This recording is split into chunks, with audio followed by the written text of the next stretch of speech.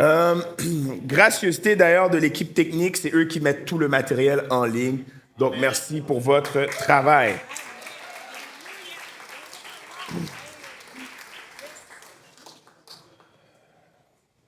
Ce soir, on va faire différent comme on fait à tous les soirs. J'apporte une idée. Ce ne sera pas une question-réponse, ça va être autre chose. Mais juste avant, j'aimerais faire un récapitulatif de tout ce que nous avons visité depuis lundi. On a voulu, dans le cadre de cette semaine pour personnes seules et célibataires, déraciner les mensonges concernant le célibat. Tout d'abord, on a parlé qu'il y avait un des mythes, que c'était que le célibat est facile. Le célibat, c'est facile. Tu as toute ta liberté. Tu peux faire ce que tu veux. Et on a voulu déraciner ça pour dire que non, il y a des difficultés. Mais ce n'est pas parce qu'il y a des difficultés qu'il y a des dysfonctions. C'est pas parce qu'il y a des difficultés qu'il y a moins un appel. D'ailleurs, on a parlé du mythe de pour être célibataire, il faut que tu aies un appel spécial téléguidé pour être célibataire. Sinon, il y a de quoi de pas normal chez toi, tu devrais être marié. Les gens normaux sont mariés. Des gens disent, mais non, on a déraciné ce mensonge-là en disant non. On a vu dans le texte de 1 Corinthiens 7 que les deux sont des charismas, des dons de la grâce de Dieu. Et que tu sois seul ou que tu sois marié, ton réel appel, c'est de suivre Jésus. On a parlé également du mythe de comment voir la pureté, hein, le célibat, être seul, gaspille ta sexualité. Puis je veux m'arrêter ici. Vous savez, le mariage ne sert pas que seulement à la sexualité. Je parlais avec une dame qui est venue me voir. Il y a plusieurs raisons pourquoi on se marie. On se marie pour le compagnonnage. On se marie parce que l'Évangile va dire que deux valent mieux qu'un. Si l'un tombe, l'autre le relève. On se marie pour faire face aux épreuves ensemble. On se marie pour honorer l'image de Christ et l'Église. D'ailleurs, lorsqu'on parle de sexualité, ce qu'on fait écho, la sexualité n'est qu'un reflet de ce que l'âme soupire après, l'union avec Christ. Et c'est pourquoi Jésus, ayant été lui-même célibataire toute sa vie, a pu vivre dans cela parce qu'il savait que l'ultime but, c'était de retrouver le Père, l'union. Et aujourd'hui, lorsqu'on parlait du message, on voyait qu'on avait été appelé à la sanctification. 3 fois, Paul parle de cette idée de sanctification. On a été appelé à maîtriser notre corps. On a été appelé à suivre Jésus pleinement. Et pour ce faire, il nous donne le Saint-Esprit. On a également parlé du mythe que c'est dur d'être célibataire, comme quoi que c'est trop difficile. Mais pourtant, lorsqu'on regarde à Jésus, et je me répète, il est celui qui a vécu avec l'éthique sexuelle la plus élevée. Paul va même dire que lorsqu'on le ressemble dans 1 Corinthiens 7, on peut se dévouer pleinement à l'Évangile. Et ce soir, j'aimerais que nous puissions prendre un temps pour faire l'exercice que je crois être le plus important de tous les exercices. Prier Jésus. C'est ce que j'aimerais qu'on fasse aujourd'hui. Voici ce que le psalmiste va dire. Au psaume 66, il est écrit « Venez écouter, vous tous qui craignez Dieu, et je raconterai ce qu'il a fait pour mon âme. » Nous croyons que Dieu parle par sa parole. Nous croyons que Dieu est la parole incarnée en Jésus-Christ. Et nous croyons que Dieu parle également à travers ce qu'il fait dans la vie de ses enfants. Puis ce soir, ce que j'aimerais faire, c'est vous lire quelques témoignages que j'ai recueillis de gens qui sont seuls pour différentes raisons. Et que cela puisse être à la fois un encouragement, mais un sujet de prière. Prions pour l'Église. Vous savez pourquoi j'ai choisi de faire des témoignages ce soir? C'est parce que je crois que l'Église est une famille qui doit se souvenir des œuvres de Dieu. Hein? Je raconterai ce qu'il a fait pour mon âme. Et rappelons-nous d'une chose, alors que nous allons prier, alors que nous allons intercéder, alors que nous allons chercher la face de Dieu, rappelons-nous que le véritable héros, c'est Jésus et pas nous. C'est Jésus le héros de l'histoire. Je vais commencer avec le premier. témoignage qui dit ceci. Je suis une femme séparée. Mon ex-mari et moi avons été mariés pendant 10 ans avant de prendre des chemins différents. La séparation a été une des saisons les plus éprouvantes de ma vie. J'ai eu l'impression de perdre mes repères. Tout ce en quoi je croyais, toute la stabilité que je pensais avoir bâtie avait soudainement disparu. Ce fut difficile parce que pour mes enfants qui ont vécu ce fut difficile particulièrement pour mes enfants qui ont vécu cette transition avec beaucoup de douleur. Depuis, j'assume seul la responsabilité de 3 enfants, tout en portant le poids émotionnel de cette rupture. Gérer les besoins au quotidien, les émotions, les imprévus, le tout sans soutien constant, cela représente un réel défi pour moi. Mais c'est ma foi en Dieu qui m'a tenu debout. C'est elle qui me donne la force de continuer à avancer un jour à la fois. 2 ans et demi plus tard, je vis encore des combats, en particulier sur le plan affectif et sexuel. J'ai malheureusement cédé à la tentation sexuelle, mais par la grâce de Dieu et grâce à la communauté qui m'entoure, à l'Église, j'ai pu me relever. Dieu m'a rappelé que je suis toujours aimé, toujours accueilli dans sa grâce. Ce qui demeure le plus difficile, ce n'est pas tant la tentation physique, mais plutôt ce besoin profond d'affection, celui d'être aimé, écouté, valorisé, avoir quelqu'un avec qui partager des rires, des discussions, des sorties. Ce sont des choses qui me manquent profondément. Il n'y a pas si longtemps, j'ai rencontré quelqu'un qui semblait combler ce vide, mais cette personne ne marche pas avec Dieu et elle porte également des blessures non guéries. Entrer dans cette relation a été une erreur et j'ai vite compris que ce n'était pas ce que Dieu voulait pour moi. Heureusement, je n'ai pas été seul dans cette lutte. Mes frères et sœurs en Christ m'ont entouré, soutenu, conseillé avec amour et vérité. Ils m'ont rappelé que Dieu est fidèle même dans l'épreuve, que mon vrai combat n'est pas contre la chair et le sang, mais spirituel. Par leur accompagnement et les enseignements reçus dans mon Église, j'ai pu voir plus clairement. J'ai compris que ce genre de relation ne m'élève pas et que Dieu m'appelle à quelque chose de plus grand que de simplement répondre à un besoin immédiat. Aujourd'hui, je suis en cheminement. J'apprends à mieux me connaître, à identifier mes limites et à bâtir ma vie sur des fondations solides en Christ. L'accompagnement pastoral que je reçois est pour moi une aide précieuse dans cette saison. Et si je puis vous laisser avec un conseil, c'est celui-ci. Ne traversez pas ces moments seuls. Entourez-vous de personnes ancrées en Christ, de frères et sœurs qui prient avec vous, qui vous écoutent sans vous juger et qui vous conseillent selon la parole de Dieu. Prenez contact avec un pasteur ou un leader spirituel. Dieu ne vous abandonne pas dans vos luttes. Il est proche, compatissant et prêt à vous restaurer. Notre Seigneur est fidèle et sa grâce suffit. J'en ai encore quelques-unes comme ça. Ensuite, on va prendre un temps pour prier. Je vais également peut-être vous permettre, là, si quelques-uns auraient des requêtes qu'ils aimeraient partager, c'est l'endroit de confiance pour le faire afin qu'on puisse prier les uns pour les autres.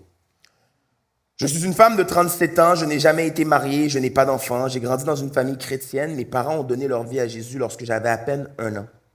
Un jour, lors d'un souper entre amies chrétiennes, les femmes discutaient de leur couple et de leur rôle de mère. Pendant plusieurs heures, elles ont échangé sur ces sujets et se sont plaintes de leur situation. Principalement de ne pas être rendues assez loin dans leur vie. Pas encore de 2e enfant, pas encore de chalet, pas capable de faire des voyages avec tous leurs enfants, etc. Et même si j'écoutais et j'essayais de participer à la discussion, je ne me sentais pas interpellé par leurs propos et je me suis mise à douter de moi-même. Est-ce que j'étais bizarre de me sentir bien dans ma vie? Là où j'étais, célibataire, sans enfant, sans possession? Est-ce que c'était normal de ne pas me sentir comme s'il me manquait quelque chose, etc.? À un moment donné, une des femmes me dit « Oh, je suis vraiment désolée, je n'avais pas réalisé. » 3 petits points. À ce moment précis, j'ai senti comment Dieu me montrait clairement que mon identité ne dépend pas de si je suis marié, si j'ai des enfants, si j'ai une maison, etc. Ces femmes avaient mis toute leur identité dans ça et j'étais témoin des conséquences de cela. Leur sentiment d'échec, leur solitude et leur désarroi. Le regard que cette amie a porté sur moi était un regard de « Pauvre toi, tu n'as rien de tout ça et nous on se plaint ». En discutant avec elle, je voyais comment elle sous-entendait que je devais certainement être malheureuse.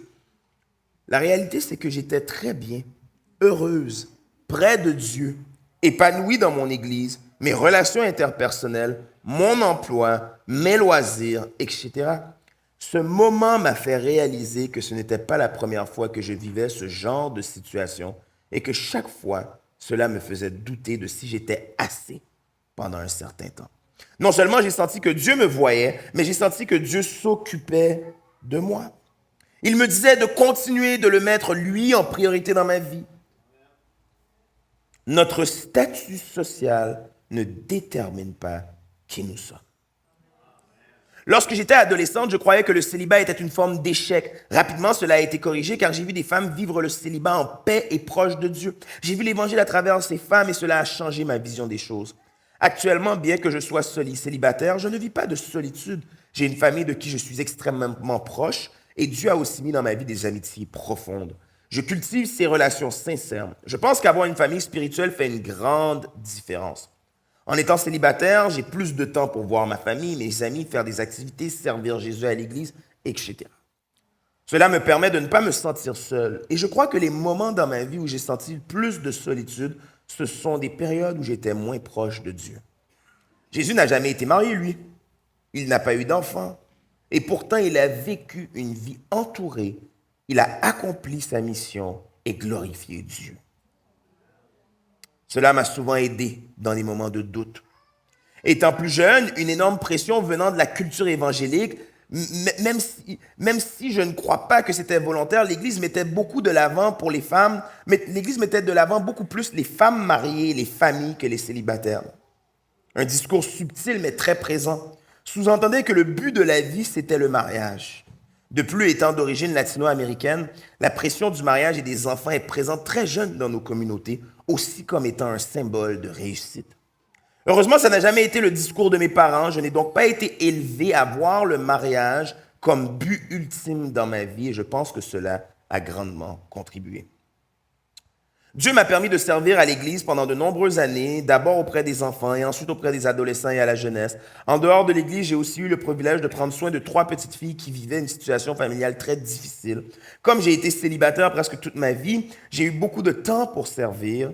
Aussi, récemment, j'ai réalisé que j'ai été un modèle de femme célibataire pour certaines jeunes femmes qui, sans que je le sache, me regardaient évoluer. 2 jeunes femmes m'en ont récemment parlé et cela m'a beaucoup touché. Dernièrement, j'ai fréquenté un homme pendant presque 1 an. Je peux dire que depuis, c'est la première fois que j'aspire à un mariage futur. Même si Dieu m'a montré clairement que je devais couper cette relation, me séparer de cette personne, le désir de mariage, lui, ne m'a pas quitté. Avant cette relation, je croyais que le mariage n'était peut-être pas pour moi, puisque je n'avais pas vraiment le temps. Aujourd'hui, je demande à Dieu de m'aider à aligner ma volonté à la sienne. Je lui demande aussi de m'aider avec ce nouveau désir, puisque je ne vois pas à l'horizon comment cela pourrait se concrétiser. Je lui demande de m'aider à lui faire confiance et à ne pas me déconcentrer de mon désir de me rapprocher de lui. Je ne veux pas que ce désir devienne une idole. Je sais que le plan de Dieu pour ma vie est parfait et je lui demande de me rappeler lorsque je doute. Finalement, je prie beaucoup pour qu'il continue de me travailler et qu'il fasse de même pour mon futur mari.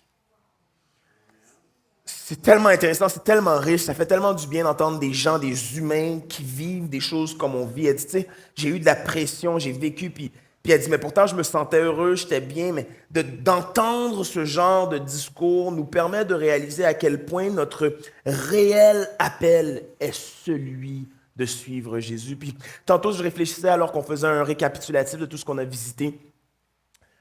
La sexualité, comme on dit en anglais, c'est overrated.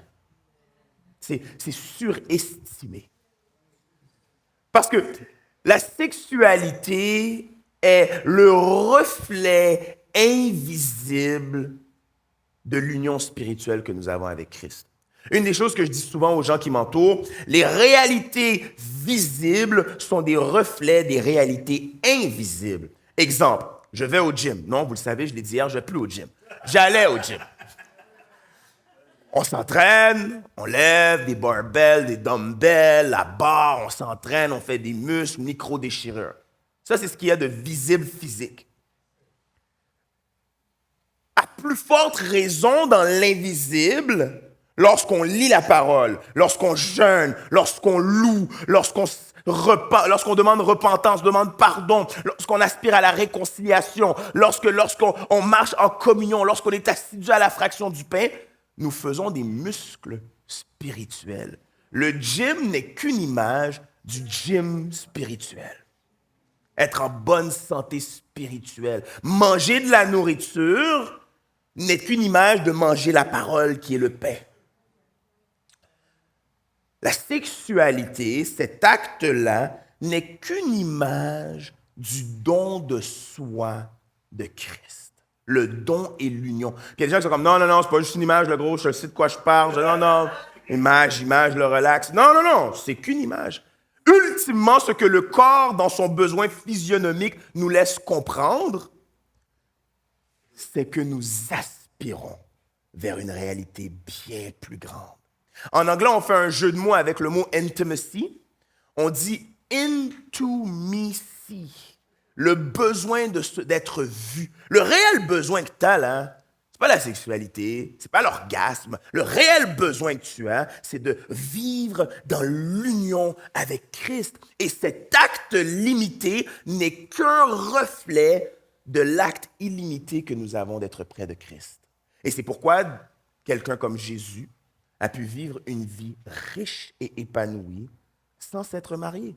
Ou quelqu'un comme Paul pourra dire, bien qu'on estime, certains historiens et théologiens diront qu'il était marié à une époque et peut-être qu'il était veuf au moment où il écrit, c'est débattu. Mais il dit quoi à la fin? Il dit, soyez comme moi, pareil. Peut-être que lui, il a connu les deux réalités, puis il dit, écoute, soyez comme moi. Parce qu'il comprend que la sexualité est surévaluée. Je reprends, on continue. Je suis une femme de 41 ans, orthopédagogue dans une école secondaire. J'ai commencé à m'impliquer dans mon église locale vers la mi-vingtaine. De nature serviable et souriante, j'ai pris part au ministère de l'accueil, à l'organisation d'événements, ainsi qu'au ministère auprès des personnes en situation d'itinérance. Pour ce qui est de mon parcours amoureux, j'ai eu mon premier copain, j'avais 17 ans. Par la suite, j'ai fréquenté quelques hommes jusqu'à mes 38 ans. Depuis, je suis célibataire par choix. J'ai moi-même mis fin à une relation que je ne jugeais pas saine ni adéquate. Même si cela n'a pas été facile, mes différentes périodes de célibat au fil des années m'ont permis de me rapprocher de Dieu d'une manière très personnelle. Ces moments m'ont conduit à une réflexion profonde sur ma vie, mes choix et surtout ma relation avec lui. Dans mon église locale, je n'ai pas vraiment ressenti une attention spécifique à l'égard des célibataires. Il y avait bien des groupes de prière qui favorisaient la fraternité et indirectement les rencontres, mais cela n'était pas l'objectif premier. En revanche, plusieurs ateliers axés sur la croissance personnelle ont été proposés. Ce fut pour moi une vraie opportunité de renouveau spirituel, émotionnel et physique. J'ai utilisé ce temps pour approfondir ma relation avec Dieu, apprendre à verbaliser mes besoins et mes limites, méditer sa parole et me préparer, si telle est sa volonté, à une future relation. Contrairement à ce que l'on pourrait croire, le célibat n'a pas été pour moi une période de tristesse ou de solitude.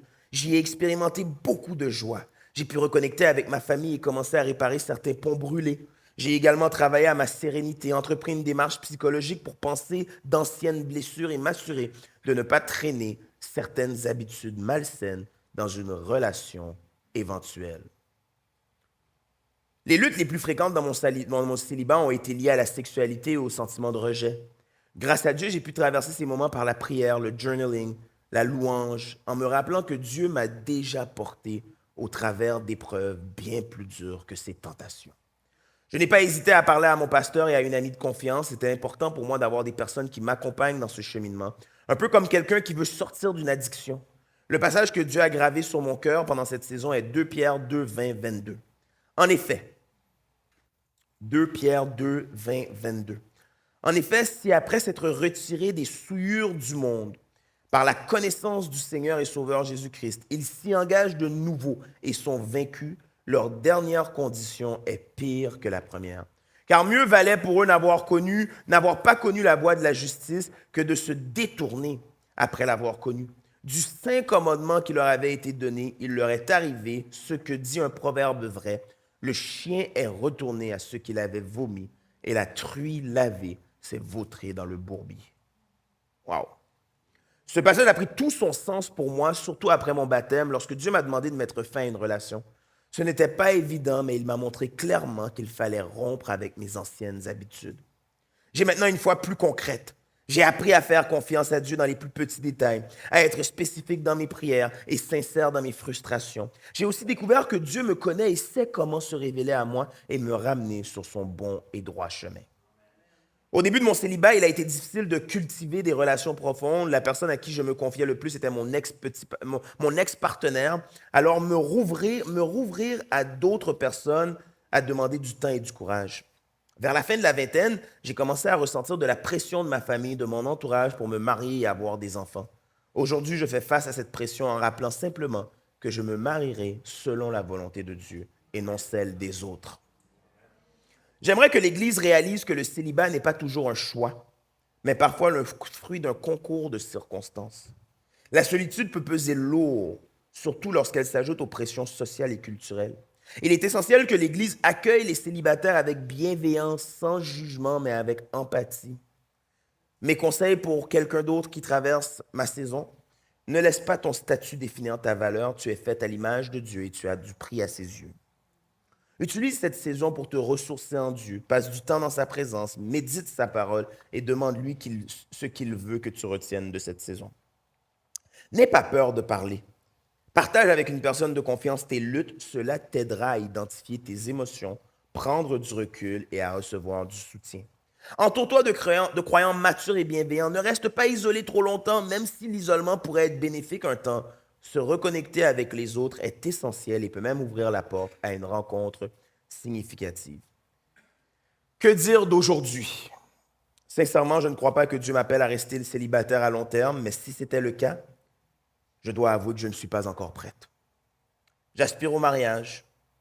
J'ose croire que Dieu me prépare à être la femme d'un homme selon son cœur. Mais pendant cette période, je m'efforce de garder un contact sincère et constant avec Dieu, de rester honnête dans mes prières, mes envies, mes frustrations. Je crois qu'il me pousse à sortir de ma zone de confort, aller vers de nouvelles personnes, faire des activités nouvelles, visiter d'autres églises, rejoindre des groupes de prière. Et c'est ainsi, je crois, qu'il m'aide à rester active dans l'appel qu'il a mis sur ma vie. Voici ma phrase de conclusion. Fais confiance à Dieu. Il est capable de te donner une réponse sur mesure à tes besoins. Wow. Je suis une femme de 74 ans. Je suis retraitée depuis 2020 et j'ai travaillé dans une compagnie d'assurance comme assistante technique. Je fais partie de l'Église arabe évangélique à O'Brien. Je suis célibataire et ne me suis jamais mariée. Je suis convaincu que cela fait partie de la volonté du Seigneur pour ma vie. Ce n'est pas un choix personnel, mais l'acceptation de sa volonté, sachant qu'il a le meilleur pour chacun de nous. Le fait d'être célibataire n'a en rien modifié le comportement des membres de mon Église à mon égard. Au contraire, je suis bien accueilli, aimé et apprécié. Le plus grand avantage que je retire de mon célibat est la liberté. Je peux être disponible à tout moment pour aider, sans obstacle, pour accomplir ce que le Seigneur me guide à faire. Pour moi, c'est un gain, car j'aime davantage donner que recevoir. Bien sûr, nous faisons tous face à des tentations. Pour ma part, je les combats en me référant à la parole de Dieu. Dans tous les domaines, il me guide et me permet de vivre selon sa volonté et son plan. Comme il est écrit dans Matthieu 11, 28, « Venez à moi, vous tous qui êtes fatigués et chargés, et je vous donnerai du repos. » Nous savons que le Dieu qui nous a créés et aimés est avec nous. Ainsi, nous n'avons plus rien à craindre, car Dieu est amour et miséricorde. Lorsqu'il confirme son amour et sa présence dans nos vies, nous réalisons que la vraie foi n'est pas passagère. Je veux donc le remercier de tout cœur de m'avoir accepté malgré mon péché, de m'avoir purifié et enseigné qu'il est le Dieu d'amour et le partenaire de ma vie. Lorsque Jésus est au centre d'une relation, celle-ci repose sur le rocher qu'il est. Il n'y a ni crainte ni malentendu. Il est vrai que le mariage est une bénédiction lorsque c'est le Seigneur qui unit un homme à une femme. Mais puisqu'il n'a pas permis que je me marie, je crois qu'il ne m'a pas envoyé cette personne avec qui j'aurais pu continuer ma vie. Mais il a choisi que je continue ma vie avec lui seul. J'ai toujours prié, Seigneur, que ta volonté soit faite. Dans la vie, nous rencontrons beaucoup de personnes, mais lorsque nous remettons nos choix entre ses mains, il agit parfaitement. Ne pas être marié ne m'a pas exposé à des pressions extérieures. Aujourd'hui, je sais que Dieu m'appelle à servir, non pas en couple, mais avec tous mes bien-aimés, sans exception. C'est une responsabilité que j'accepte avec reconnaissance. C'est pourquoi j'encourage tous les célibataires à ne pas se décourager. Dieu connaît vos vies. Il l'a déjà planifié de la meilleure façon possible. Tant que vous comptez sur lui, il est à vos côtés pour vous encourager, vous aider et vous affermir dans la foi. Je pense qu'il nous en reste à peu près 2. Aujourd'hui, je veux vous ouvrir un chapitre de ma vie. Un chapitre que j'ai longtemps hésité à écrire, mais qui mérite d'être partagé. Dès le début, j'ai pris une décision ferme. Cet événement, aussi tragique et bouleversant soit-il, ne définirait ni qui j'étais, ni mon identité, ni ce que je deviendrais.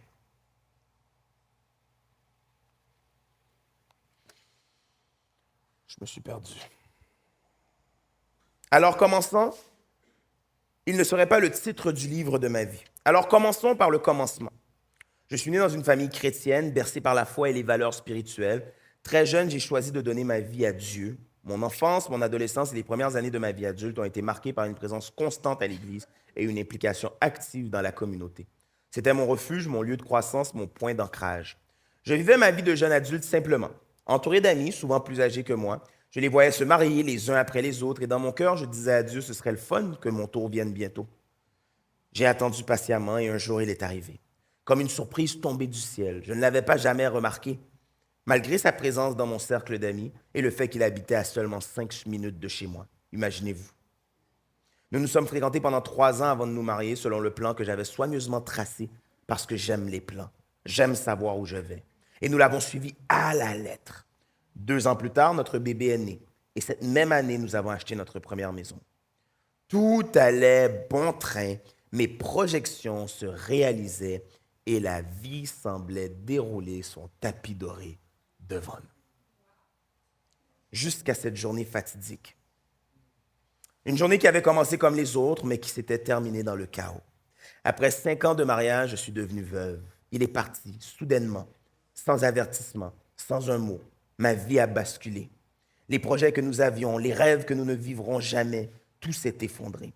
Mon plan de vie est tombé à l'eau, j'ai perdu tous mes repères. C'était comme si je me retrouvais seul au milieu de l'océan en pleine nuit, avec la noirceur à perte de vue. Je ne savais plus où j'allais ni où je devais aller. Après l'enterrement, j'ai décidé de ne pas retourner à l'église. J'ai choisi de me cacher. Pendant 3 mois, j'ai visité différentes églises, espérant passer inaperçu. Je ne voulais pas que l'on voie ma douleur ni à quel point j'étais brisé. J'avais même une garde rapprochée qui empêchait quiconque de s'approcher. Malgré tout, on me reconnaissait. « Ah, c'est toi la femme de... » Ah, vraiment désolé. Hey, c'est elle qui a perdu son mari. Avec ce regard triste, ce malaise dans les yeux, ce silence qui en disait long. Une nouvelle identité m'était imposée, celle de la veuve si jeune et en plus avec un bébé. Je me suis renfermé sur moi-même, incapable de partager la tragédie que je vivais. Personne ne pouvait comprendre la douleur qui m'habitait. Dans ce chaos émotionnel, un seul repère demeurait, ma relation avec Dieu. Je pouvais me réfugier dans ses bras à toute heure du jour ou de la nuit et vivre chaque étape de ma perte, aussi douloureuse soit-elle.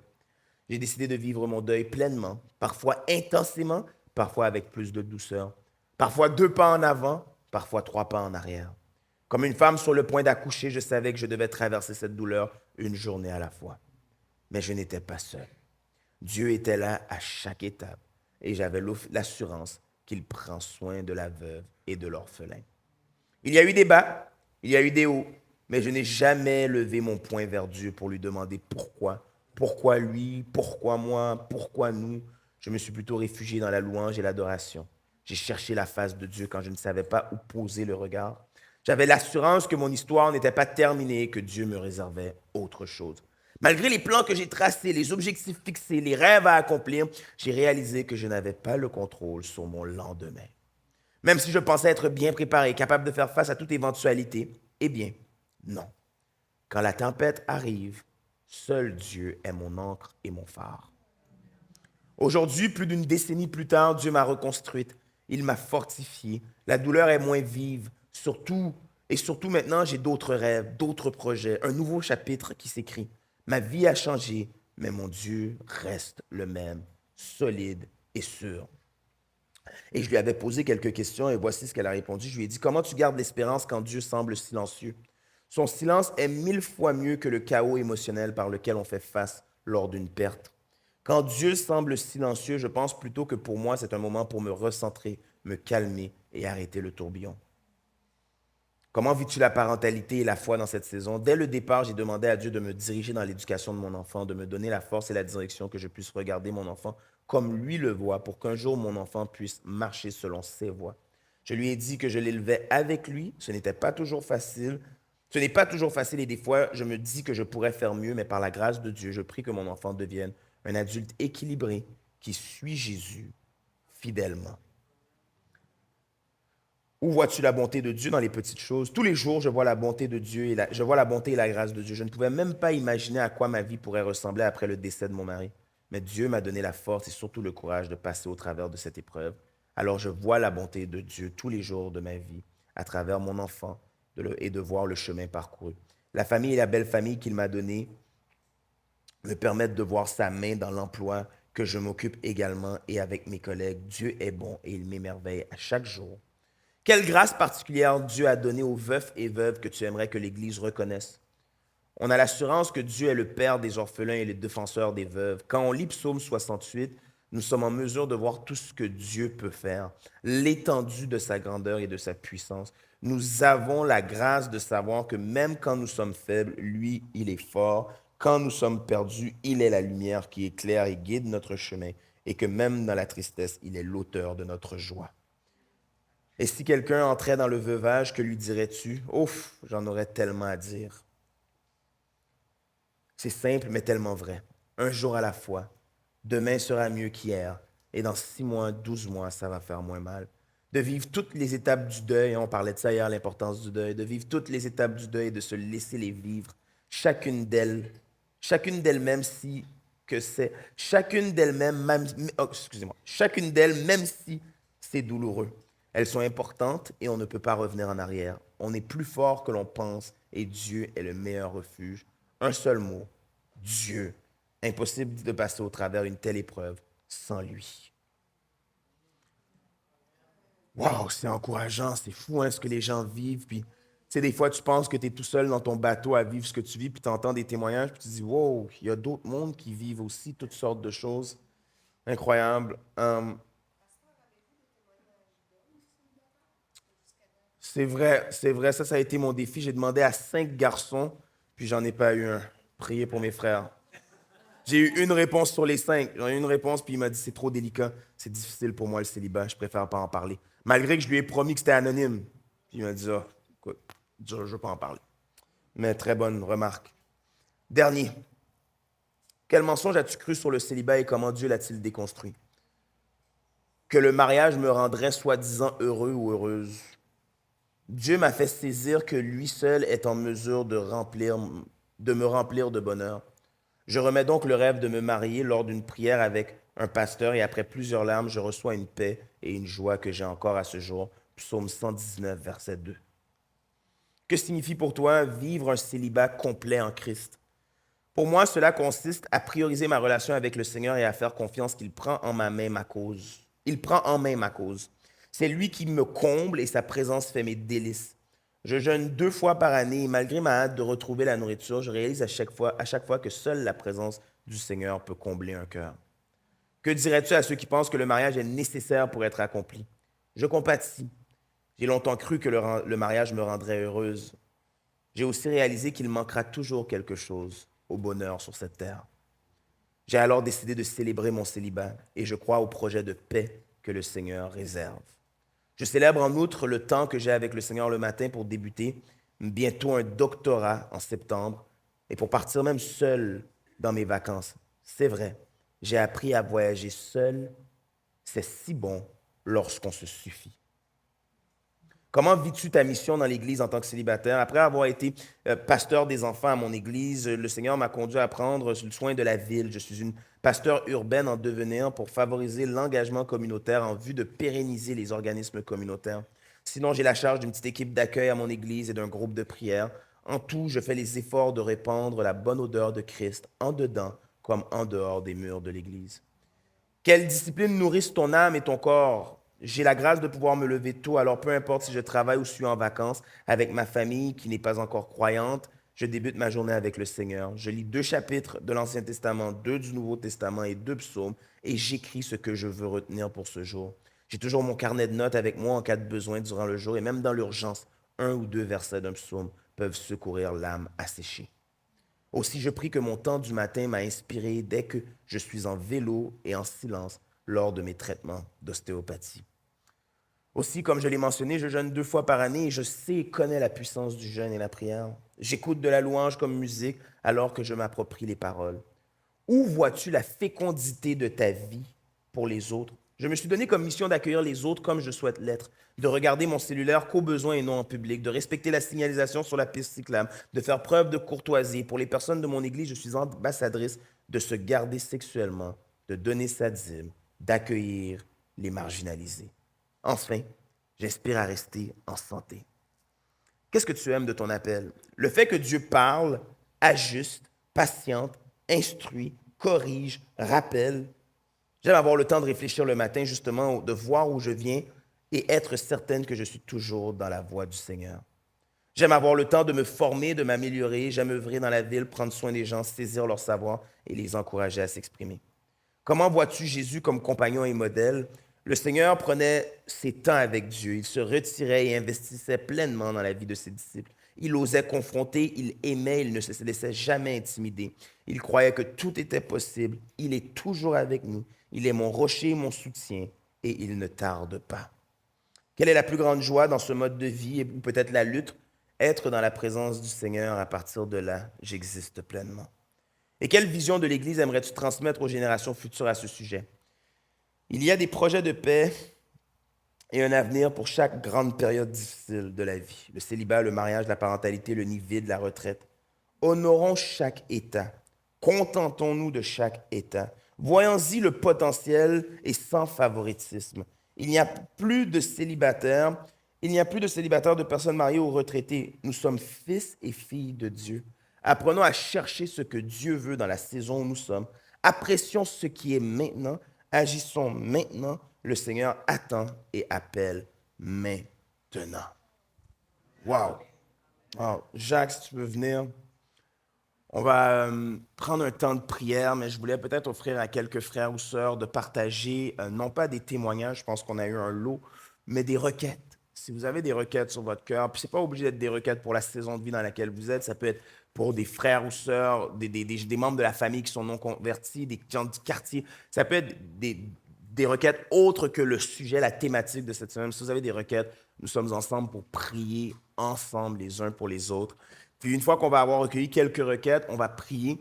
Puis la manière qu'on va procéder pour la prière, et je vais le répéter après coup, ça va être de courtes prières. Quelques personnes qui élèvent la voix, des courtes prières. Le but, ce n'est pas de montrer que tu sais parler français, ce n'est pas de prier 33 minutes, ce n'est pas de faire une prédication sur la prière. Le but, c'est de dire quelques mots, parce qu'on veut permettre au plus grand nombre de prier. Donc, quelques mots, on dit Amen, on passe le micro pour que le plus grand nombre puisse prier. Le but de ce temps, c'est de prier les uns pour les autres, sur la base des témoignages que nous avons entendus, de se soutenir. Joss a posé la question, hey, c'est beau, tu as plein de femmes, mais sont où les hommes célibataires? Qu'est-ce qu'ils ont à dire, eux? Puis je vous ai expliqué la situation, puis j'ai un frère qui m'a répondu, qui m'a dit, écoute, mais prions pour ceux pour qui c'est délicat, pour ceux qui souffrent. Il y a des gens ici, vous êtes là, puis c'est la belle vie douce, la dolce vita, waouh! Mais il y en a d'autres pour qui, peut-être vous êtes même ici, c'est ultra tough. Pas facile, là, être seul. Pas facile. Puis je pense qu'on doit être sensible des deux réalités. Pour ceux qui se réjouissent dans leur saison, nous nous réjouissons avec eux. Et pour ceux qui pleurent dans leur saison, nous pleurons avec eux. Et donc, quelques requêtes, s'il y en a. S'il n'y en a pas, on va prier en ce sens. OK, donc si vous avez des requêtes, on vous demande simplement de vous lever, de lever la main. S'il vous plaît, Ricardo ou Audrey, on va faire circuler le micro sans fil. Donc, vous vous levez ou vous levez la main, histoire qu'on puisse vous voir pour qu'on vous amène le micro. Quelques requêtes. Ensuite, on fait de courtes prières popcorn. Un maïs, quand ça éclate pas 10 minutes. Ça éclate. Pow, pow, pow. Ouais, sinon, ça brûle, c'est ça. Parfait, le micro s'en vient, merci. Donc, tous ceux qui aimeraient parler, soit que vous vous levez debout, soit que vous levez la main, on va se rendre à vous. De courtes requêtes. Moi, je vais noter les requêtes. Puis, si jamais il y a des gens après la semaine, vous aimeriez continuer à prier en ce sens, on va pouvoir vous envoyer le document. OK? Ouais, je suis. OK, super.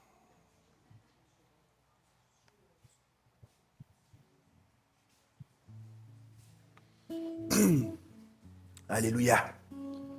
Gloire à Dieu. Moi, j'aimerais ça qu'on prie pour mes deux filles de 21 et 22 ans, Emmanuel et Esther. Ils ont été élevés dans les voies du Seigneur. Par contre, ils ne suivent pas. Et puis, j'ai un fils qui suit, le plus vieux, mais mes deux filles ne suivent pas. Je suis très proche d'eux. Je suis proche de mes 3 enfants. Très, très proche de mes filles aussi, puis mon garçon. Mais ils suivent pas. Que j'aimerais ça que le Seigneur touche leur cœur. Amen. Merci, Marianne. Est-ce qu'on prie au fur et à mesure? Non. Non. Non. Donc, OK. on les nomme, puis l'Esprit dirige. Moi, je prie pour la réconciliation dans le corps de Christ. Il y a certains gens qui ont eu un trauma dans leur enfance et ça cause des ennuis. Là, c'est difficile à connaître la personne s'il se cache ou s'il refuse de dévoiler. Alors, c'est la réconciliation que le Seigneur... Moi, je pensais que c'était juste les croyants avec les non-croyants, mais dernièrement, il me montre, non, c'est entre nous, là, qu'on est... Amen. Ouais. Merci beaucoup.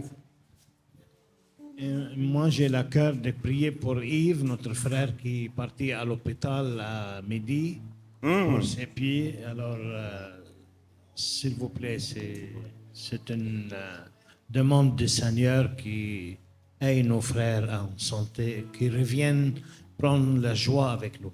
Amen. Merci beaucoup, mon frère. Oui, j'aurais une requête pour mon fils qui vient tout juste de sortir de l'itinérance après 30 ans de vie dans la rue. Son nom? hein? Son nom? Jean-Sébastien. Il est malheureux comme ça se peut pas parce que maintenant, il n'y a pas la drogue ni la boisson. Alors, il dit juste qu'il ne veut pas continuer à vivre. Alors, il est sorti de la rue, mais la rue n'est pas sortie de lui. Merci. Alors moi, je m'accorde un peu avec d'autres personnes. Je n'ai qu'une sœur et mes parents sont décédés. Alors j'aimerais qu'on prie pour sa conversion, également pour celle de son mari et de son fils unique. Leur nom? Ma sœur Hélène, mon beau-frère Jacques, son fils Charles, Merci. et qui est maintenant papa d'un fils qui s'appelle Lou. Eloï, oui. Et de mes 4 amis précieux, des amis d'enfance, qui sont mes bien-aimés, leur conversion pour eux aussi, alors qu'ils sont totalement voilés. Et je sais que cette prière que je fais, là, elle correspond à plusieurs personnes ici, là. C'est important pour moi. Et une autre plus générale, j'aimerais qu'on prie pour tous ceux qui présentement cherchent un appartement, en dépit du fait qu'ils travaillent et qui dorment dans leur voiture, qui ont entreposé tout leur ménage. Il y a encore, je pense qu'aux dernières statistiques, il y avait encore 1700 personnes qui cherchaient des logements. Alors ça, c'est vraiment un coup dur pour la dignité humaine.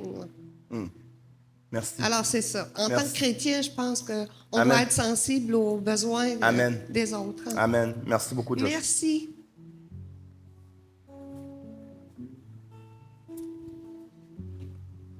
Bien, moi, je veux prier pour mes 3 filles, Julie, Carole et Nancy. Julie, elle a 49. Carole, elle a 47.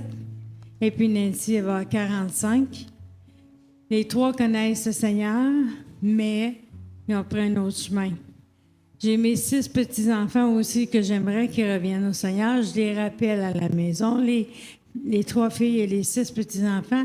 Les arrières, il y en a 3, mais ils sont jeunes encore. Mais ce serait le bon temps de leur enseigner aussi. Amen. Fait que je demande au Seigneur qu'il les ramène à la maison. Amen. Avec aucune condamnation, aucun regret, aucun rejet, juste l'amour. Alléluia. Merci. Merci. Encore 2 personnes. Non, vous êtes là aussi, hein? Vous aussi. Parfait. Encore 3 personnes, puis ensuite, Monica, avant que le train ferme. Parfait, tu viens? Oui, parfait. On va arrêter à Monica pour qu'on puisse avoir un peu de temps pour prier. Donc, non, tu peux te mettre à la suite de ouais, magnifique, merci. On vous écoute. Suzanne, Oui, bonsoir. bonsoir. Donc, comme la plupart des personnes qui sont ici savent que je suis enseignant, j'enseigne au secondaire depuis quelques années. J'enseignais auparavant au primaire. Et pour faire une histoire courte, l'année dernière, j'ai eu l'année la plus difficile de toute ma vie. En fait, lorsque tu enseignes en temps plein, en français, tu as 3 groupes. J'ai eu le meilleur groupe de toute ma vie, j'ai eu le pire groupe de toute ma vie, j'ai eu un groupe difficile. Lorsque vous voyez des élèves que pendant une semaine, il y en a 9 qui sont en suspension externe, pas interne, mais externe, c'est qu'il y a eu bien des problèmes dans cette classe-là, à un tel point que la directrice a dû convoquer les parents pour leur faire savoir qu'en classe, il faut amener une trousse à crayon, amener le cahier d'exercice, et tous les matériels scolaires. Alors, chose qui ne se faisait pas. Ça s'est passé en avril. Alors, imaginez, j'avais même un aide comportemental en classe. Et puis, souvent, j'en mettais plus que 3, 4 ou 5 à l'extérieur de la classe. Alors, on a eu des problèmes de toutes sortes. Mais pour faire une histoire courte, les élèves ont vraiment besoin de prière, autant que les professeurs, puisque l'année scolaire, il faut toujours partir du bon pied. Sinon, ça te traîne jusqu'à la fin de l'année. Et même si tu es un bon professeur, même si tu connais ta matière, ça ne suffit pas. Il faut que tu saches comment répondre, comment agir, comment réagir, être patient, puis prendre souvent des grandes respirations. Donc, prions pour nos professeurs, priez pour moi aussi, bien sûr, mais surtout pour tous mes collègues. J'enseigne à Gatineau, à Nicolas Gatineau, qui est la plus grande école de la province. On est 3600 élèves. Si on ne sommes pas la première, nous sommes en fait la deuxième après Saint-Jérôme, le polyvalent de Saint-Jérôme. Donc, priez pour moi, parce que je sais que j'en ai besoin. Je sais qu'est-ce qui m'attend. C'est en secondaire 1.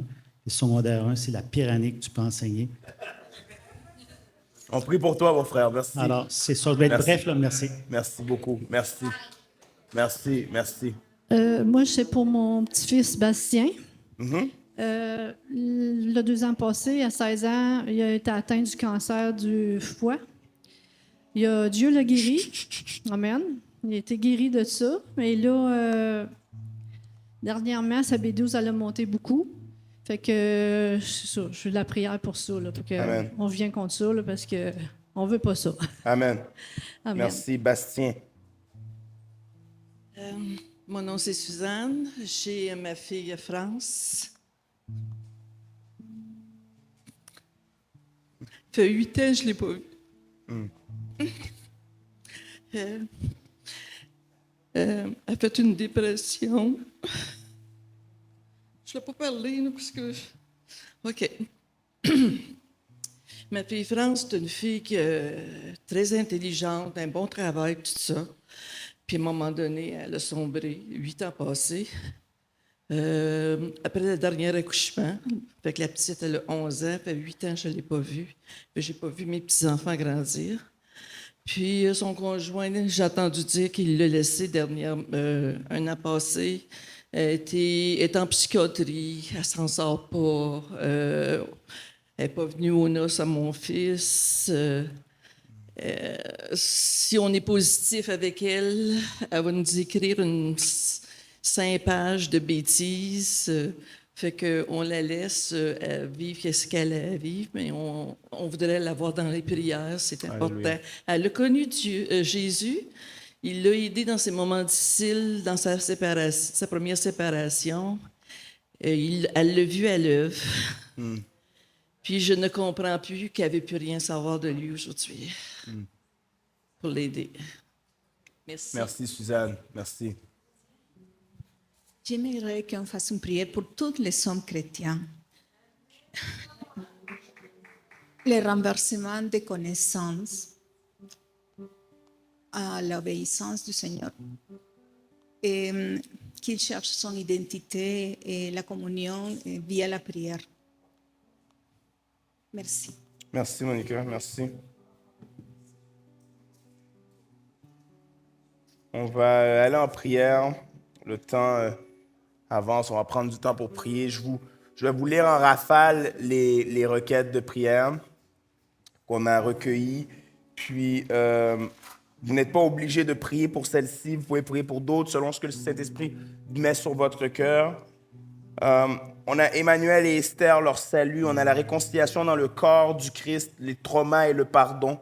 On a la santé du frère Yves qui est parti à l'hôpital. On a Jean-Sébastien et sa réinsertion sociale, situation d'itinérance, drogue, etc.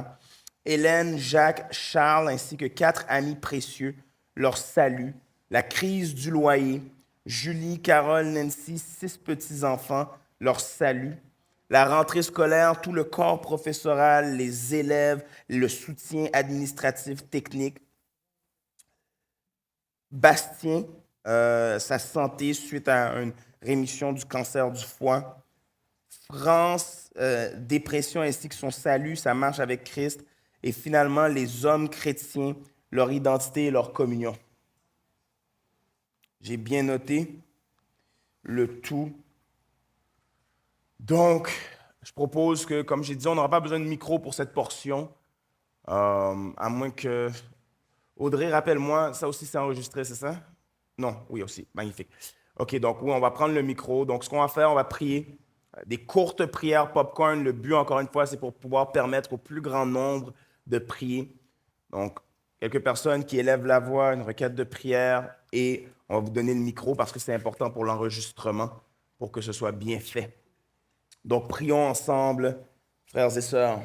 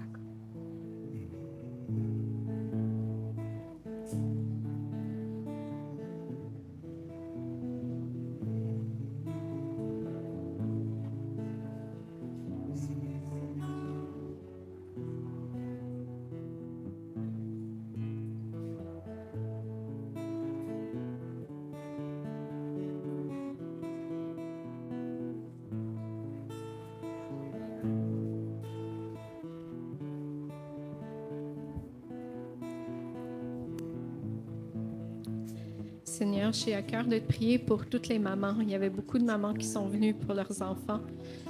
Puis je pense à Anne, quand tu as prié pour avoir un enfant, puis qu'elle pleurait, puis comment tu as été touchée, Seigneur, puis que tu lui as donné cet enfant. Tu es touchée par les cœurs de mères qui pleurent, puis tu as compassion d'elle. Alors, je te prie d'entendre, Seigneur, les prières pour l'enfant qui sort de la rue, pour ceux qui sont malades, pour ceux qui ne te connaissent pas, pour ceux qu'on n'a pas vus depuis longtemps. Seigneur, je te prie de venir consoler les cœurs de mères. Je te prie de ramener les enfants à la maison, de guérir les enfants.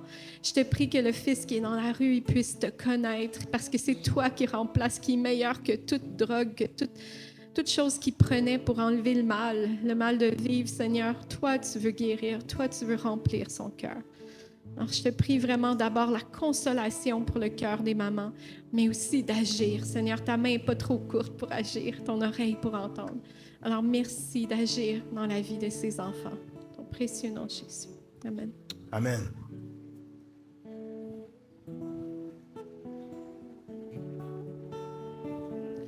Alors maintenant, voici un extrait de la prière d'Habacuc dans 3:2 et qui englobe tout et qui se lit comme suit. Seigneur, Seigneur, j'ai entendu parler de tes exploits et j'en suis rempli de respect. Accomplis au cours de notre vie des œuvres semblables. Fais-les connaître aux hommes. Et même si tu as des raisons d'être en colère, manifeste-nous encore ta bonté. Alléluia. Au nom de Jésus, je prie. Amen. Amen. Merci Jésus. Alléluia. Père éternel, j'ai entendu ces cris du cœur et ça m'a rappelé le psaume 142. Tu connais les prières qui ont été exprimées et celles qui sont dans le silence. Alors entends la voix. À pleine voix, je crie à l'Éternel. À pleine voix, j'implore l'Éternel. Je lui expose ma plainte, je lui raconte ma détresse. Quand mon esprit est abattu en moi, toi, tu connais mon sentier. Amen. Amen. Amen. Abba, Père, je t'élève les hommes, Père.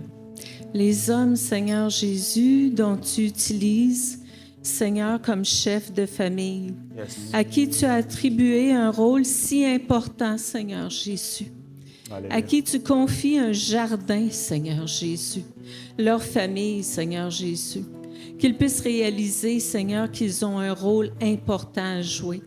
La prière, Seigneur, c'est pas une chasse gardée pour les femmes, Seigneur Jésus. Tu as élevé, Seigneur, des leaders, Seigneur. Abraham, Moïse, Seigneur, Josué, Seigneur, David, Seigneur, des hommes de foi et de prière, Seigneur. On a besoin des hommes dans les églises. Pas juste, Seigneur, des hommes qui sont là pour trouver une femme, Seigneur, mais qui veulent jouer un rôle important, Seigneur, dans l'avancement de ton royaume et pour ta gloire, Père éternel. Amen.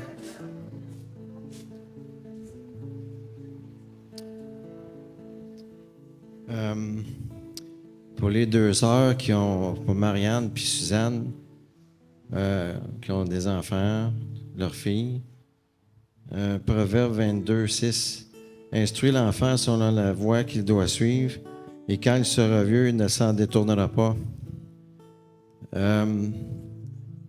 Marianne, je connais la situation de Marianne avec ses deux filles, parce qu'on reste dans la même ville.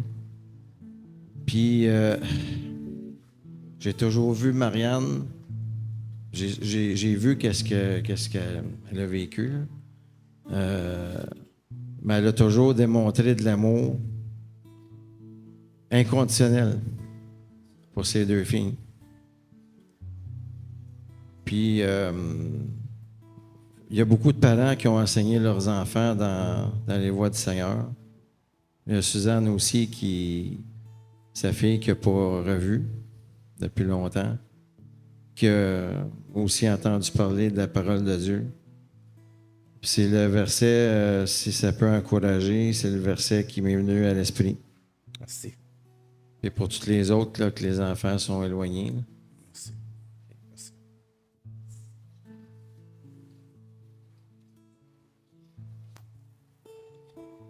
Papa divin, on t'approche sous le sang de Jésus, ton trône de grâce.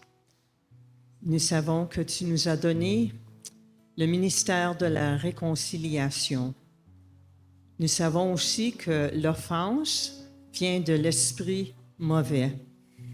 C'est un piège et qu'on doit le refuser.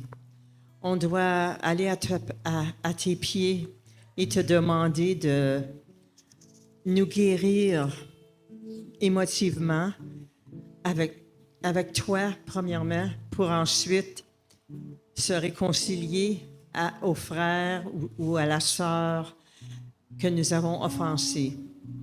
Je te remercie que c'est par ta grâce, à travers de ta foi, au nom de Jésus. Amen.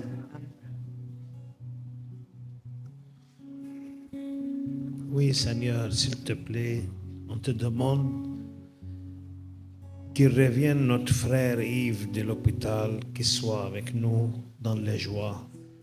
Pour t'adorer, Seigneur, c'est pour glorifier ton nom et pour que soit mon âme tranquille, que soit mon frère à côté de nous.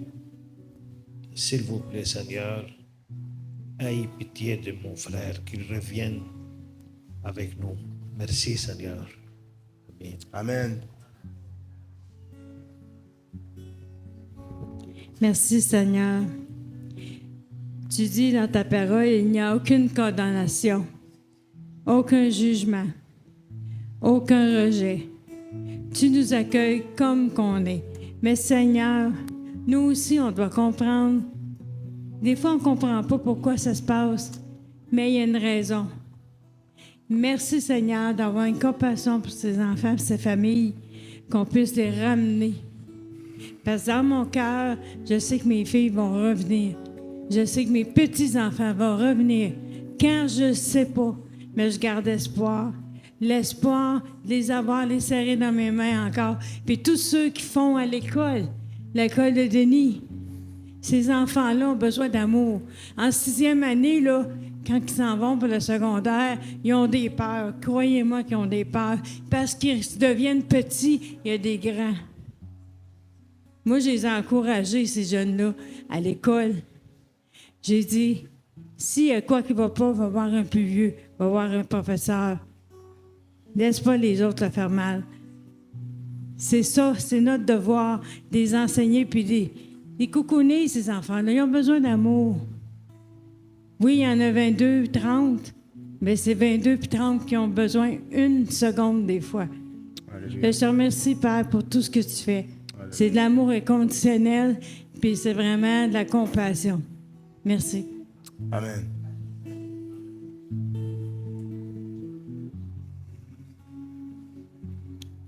Seigneur, j'aimerais prier pour le Québec, Seigneur, qui est une terre aride, qui a désespérément besoin de toi, Seigneur. Je viens prier pour un réveil, Seigneur. Alléluia. On entend souvent, on s'en va évangéliser à telle place, on s'en va dans tel pays. C'est correct. Mais ce que je vois autour de moi depuis au moins 2 décennies, c'est une province qui nivelle vers le bas à tous les niveaux, Seigneur. Je viens vraiment prier pour un réveil, une repentance sincère, Seigneur. Parce qu'on n'est pas du tout une province bénie et on a réellement besoin de toi, Seigneur Jésus. Que tu puisses vraiment toucher le cœur des Québécois, des Québécoises. Élever, Seigneur Jésus, des gens, des leaders pour proclamer l'Évangile. Que tu puisses produire un fruit de repentance. Et c'est déjà arrivé par le passé. Il y en a eu des réveils. C'est pas impossible. Et je veux vraiment prier pour cette province qui a désespérément besoin de toi, Seigneur. Amen. Amen. Amen. Seigneur, je veux t'élever la fille de Suzanne, Seigneur, qu'elle n'a pas vue, ça fait 8 ans, Seigneur. Seigneur, je te demande de la délivrer, Seigneur, de cette emprise que l'ennemi a sur elle, Seigneur. Dans tout, Seigneur, sa santé mentale, Seigneur, elle a besoin de toi, Seigneur. Elle a besoin d'une main qui vient la chercher, Seigneur, qui vient la sortir, Seigneur. Seigneur, couvre-la de ton sang, Seigneur Jésus. Délivre-la complètement, Seigneur. Ramène-la à la raison, au nom de Jésus. Je t'élève aussi Denis, Seigneur, qui se prépare pour une autre année scolaire, Seigneur. Donne-lui, Seigneur, de la sagesse qui surpasse toute intelligence, Seigneur. Donne-lui de la grâce, Seigneur. Donne-lui du courage, Seigneur, parce que c'est pas facile, Seigneur. Le monde est tellement fou maintenant dans ce monde, Seigneur. Et Donne-lui, Seigneur, la force, Seigneur, nécessaire, puis la sagesse, puis les paroles, Seigneur, Alléluia. de vie, Seigneur, pour ces enfants qui ont peut-être aucune connaissance de l'Évangile ou aucune connaissance que tu existes, Seigneur. Alléluia. Seigneur, on t'élève, Seigneur, ton amour sur ces enfants, Seigneur. On réclame ces enfants, Seigneur, pour ton trône de grâce, Seigneur. Viens les visiter, touche-les, Seigneur. Fais un miracle, Seigneur. Va devant Denis, Seigneur. Prépare ses classes, Seigneur. Sois avec lui vraiment, Seigneur, à chaque jour. Au nom de Jésus, je t'ai prié. Amen. Amen. Père d'amour, Père suprême, Père puissant, que ton nom soit loué, Seigneur, par toute la terre, Seigneur, et que tout genou fléchisse devant toi, Seigneur, pour te glorifier et te louer, Seigneur. Père, ce soir, je vais te demander, Seigneur, pour chaque homme, Seigneur, chrétien et non chrétien, Seigneur. Ils ont été faits, Père, à ton image, Seigneur. Père, je demande, Seigneur, de leur donner ton intelligence, ta sagesse spirituelle à toi, Papa. Père, et que tout raisonnement, Seigneur, tout raisonnement et tout auteur, Seigneur, qui se lève contre la connaissance de Dieu, Seigneur, soit renversé. Père, que toute pensée, Seigneur, rend-les captifs, Seigneur, pour tous les hommes qui connaissent de toi, rend captifs ces pensées à ta obéissance, Père d'amour. Donne à chacun, Seigneur, un cœur, Papa, de chair, Seigneur. Donne-les un cœur humble, Seigneur. Fais, Seigneur, des hommes, Seigneur, qui se lèvent avec ton autorité, Seigneur, dans ton obéissance, Seigneur du ciel. Qu'ils puissent, Seigneur, être la force, Seigneur, et soutenir ton royaume ici sur cette terre, Seigneur, à travers leur intercession, Père d'amour. Protège-les, garde-les, Seigneur, garde son cœur, garde ses pensées. Ton onction parfaite soit sur eux, Seigneur. Fais de belles lumières, Seigneur, de ces hommes-là, Seigneur, et sur nos enfants, Seigneur. Et Père, je te prie aussi, Seigneur, pour chaque frère et chaque soeur, Seigneur, chaque douleur, chaque blessure, Papa d'amour. Maintiens leur espoir, Seigneur. Qu'ils regardent à toi. Tu es le Dieu de l'impossible, Seigneur, et tu fais tout possible, Seigneur. Nos prières ont été exaucées, Papa. Sont prières d'amour et nous sommes en accord avec toi. Fais-nous la grâce, ta miséricorde, Seigneur. Et pense chaque blessure, Seigneur, de chaque maman, Seigneur. Protège à chaque enfant, Seigneur. Envoie tes anges alentour de chaque enfant, Seigneur. Qu'ils puissent entendre parler de toi, Seigneur, de n'importe quelle façon, Seigneur. Révèle-toi via ce rêve, Seigneur. Écris tes paroles dans leur cœur, Seigneur. Mon Papa te demande humblement, Seigneur, leur salut, Seigneur. Au nom de Jésus, Père d'amour, je te prie. Amen. Amen. Amen.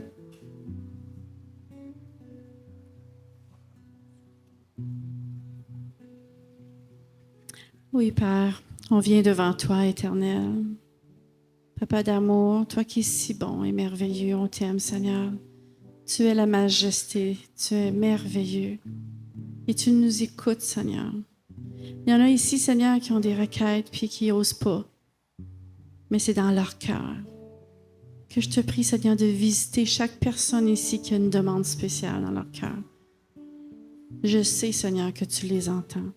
Je sais que tu connais leur cœur. Alors on t'élève toutes ces prières, Seigneur, qui puissent monter vers toi et que tu les reçois, Seigneur.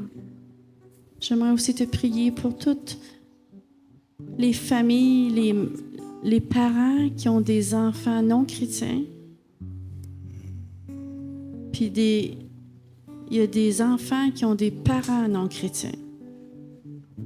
Que je te prie, Seigneur, que tu puisses toucher le cœur de ceux qui ne te connaissent pas. Que tu puisses te révéler à eux, te manifester, Seigneur, concrètement dans leur vie. De persévérer, Seigneur, de continuer à cogner à leur cœur. Et on te remercie aussi, Seigneur, de les sauver, d'aller les chercher, Seigneur, de faire grandir ton royaume, Seigneur. Puis j'ai aussi à cœur de prier pour toutes tes églises, Seigneur, qui puissent être en unité ensemble, Seigneur, pour élever ton Saint-Nom. tous les groupes de louanges, Seigneur, qu'ils puissent tous, Seigneur, être sincères envers toi. Élever leur adoration, Seigneur, vers toi. Qu'ils puissent t'adorer en esprit et en vérité, Seigneur, selon ta parole. Je t'élève toutes les églises qui puissent s'unir, Seigneur, d'une seule voix en toi, Seigneur, vers toi. Puis je te remercie aussi de toucher le cœur de tous les enfants qui sont à l'éducation chrétienne, Seigneur. Que tu puisses toucher leur cœur d'une façon particulière, que ta parole puisse être saisie dans leur cœur, Seigneur. Puis qu'ils puissent, Seigneur, rester avec toi, se coller à toi, apprendre à te connaître, apprendre à développer une relation personnelle avec toi, Seigneur, une intimité avec toi. Je te remercie du fond du cœur. C'est dans le nom précieux de ton Fils Jésus de Nazareth qu'on te prie, Seigneur. Amen. Amen. Amen.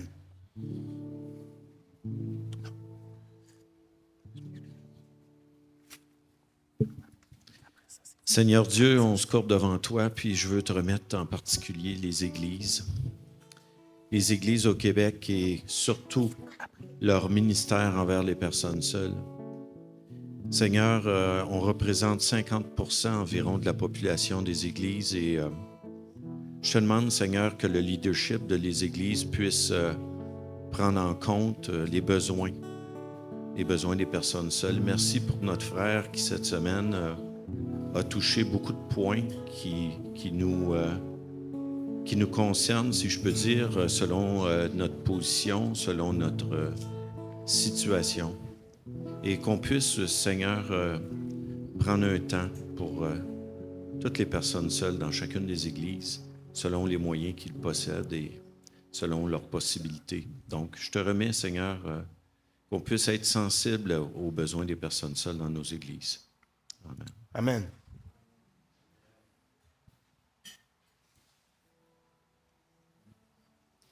Seigneur, il est écrit dans la Bible que tu es un Dieu de bonté et de miséricorde. Et je te rappelle aussi tes promesses, à savoir que si nous sommes réunis, 2 ou plusieurs personnes, tu entends nos prières et tu les exauces. Alors merci, Seigneur, de révéler ta gloire parmi nous et d'enlever les écailles des yeux et d'ouvrir les yeux du cœur de chacun de nos bien-aimés, de toutes ces personnes en détresse. Et en tant que chrétiens, merci de nous guider vers ces gens en besoin. Guide-nous à travers la puissance de ton Saint-Esprit, en toute sagesse, en toute intelligence et discernement. Merci d'exaucer nos prières, Seigneur. Nous avons toute confiance en toi. Au nom de Jésus, pour ta gloire, je prie. Amen. Amen.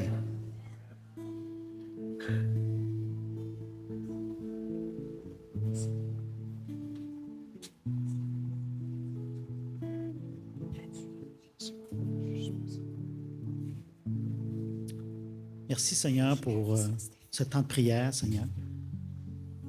Merci parce que tu réponds à nos prières. Merci pour les prières que nous pouvons recevoir de nos frères et sœurs. Merci, Seigneur, parce que c'est dit dans ta parole, comme on sait, lorsque 2 ou 3 s'assemblent en ton nom, tu es au milieu de nous, Seigneur. Souvent, on oublie que tu es au milieu de nous. Souvent, on oublie que tu es présent, Seigneur, par ton Saint-Esprit. Je te rends grâce, Seigneur, pour ce que tu vas faire, ce que tu feras, Seigneur. Et qu'on puisse continuer à marcher par la foi, Seigneur. Qu'on puisse mourir en nous-mêmes, afin que tu puisses avoir plus de place en nous, Seigneur.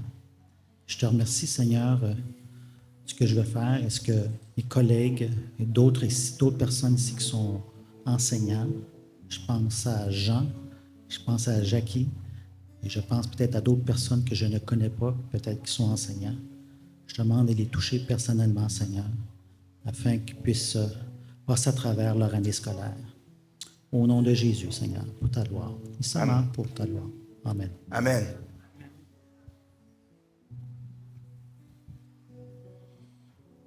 Père éternel, Saint-Esprit, Guide mes pensées, mes paroles, mes actions pour cette prière. Jésus, tu m'as mis à cœur vraiment. Les sans-abri, ça fait longtemps, Seigneur. Tu t'occupes des gens brisés.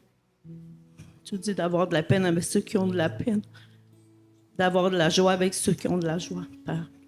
Je te prie, Seigneur Jésus, pour ces gens qui sont sans abri et même ceux qui dorment dans leur auto, Seigneur, de leur amener ta maison en premier, Seigneur Jésus, parce que sans toi, on n'est rien, Seigneur Jésus. Puis je prie, Seigneur Jésus, parce que tu nous dis de t'aimer de toutes nos forces, de tout entendre, de tout notre esprit, de toutes nos pensées. Bien, je prie pour que nous, chacun de nous, on ait de l'amour pour notre prochain, qu'on les entoure d'amour de ces gens-là qui sont sans abri, qu'on ne les juge pas, Seigneur Jésus. Je te demande pardon, Seigneur Jésus, pour tous les jugements pour ces sans-abri qui ont tant besoin d'amour, Seigneur Jésus. Je prie vraiment qu'on puisse les aider, qu'on puisse aller même lui déposer un mot, un temps de prière avec eux, là où ils sont, dans notre quartier, où qu'ils soient. Par éternel, guide-les, s'il te plaît. Amène-leur un toit aussi physique et le support et la force et la paix dans leur cœur. Au nom de Jésus. Amen. Oui, Père éternel, nous te confions ces quelques prières. Nous te les remettons. Tu es le Dieu qui accueille la supplication des justes. Tu es le Dieu qui prête l'oreille à ceux qui implorent ton nom. Voici 3 prières que nous faisons en conclusion.